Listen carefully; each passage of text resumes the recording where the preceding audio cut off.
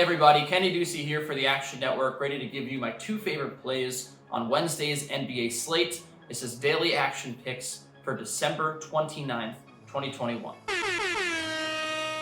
Now I'm going to start off with a big favorite, and then what I'm going to do is I'm going to take another big favorite. I'm going to go with the Knicks minus 7.5 on the road against the Detroit Pistons. I emphasize that they're on the road because the New York Knicks are far better away from home.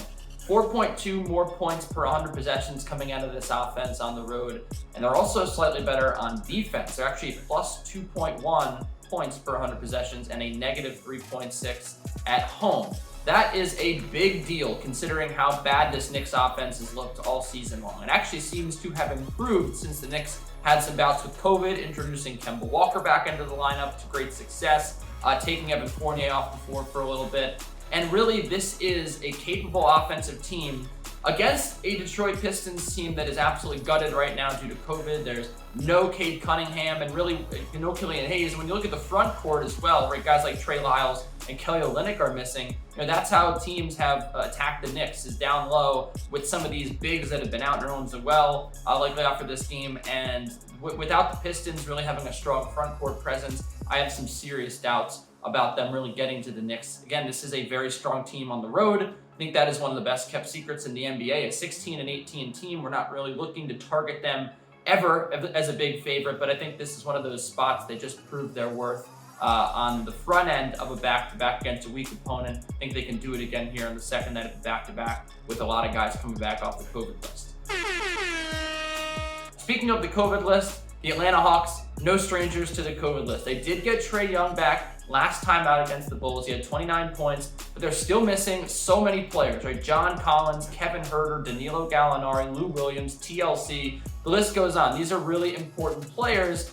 And we have a good video out with Raheem Palmer, and he talks about the importance of taking lines early, and that is still true, but in the COVID era, you have to be careful, or at least expect that some of these players may indeed be ruled back in. That was the case last time when the Bulls were 5.5-point favorites. The line was moving towards the Bulls. Trae Young got ruled in. They closed around 3.5. They still won that game by 12. There is the possibility that some Hawks could come off the COVID list, but the way that this line looks right now, no one's expecting that. And as long as all those names I mentioned are out, I really like the Bulls to cover the 8 points here. When you look at the last 4 games since the Hawks really became ravaged with COVID, they are one of the worst offensive teams in basketball. They rank 24th in offensive efficiency. Their defense is bottom 8 as well. And this is just terrible news because this team has been a middling defense all year long. The reason a lot of people have bet on them and the reason they've won games is because they've had a fantastic offense, one of the best in basketball. Well, just the fact of the matter is this offense has not been the same, even with Trae Young back last time out. They're missing a bunch of shooting.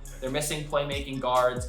And that has really hurt them. And when you look at the Chicago Bulls, over that same 4-game span, they have the league's best offense. They've scored more than 124 points per 100 possessions.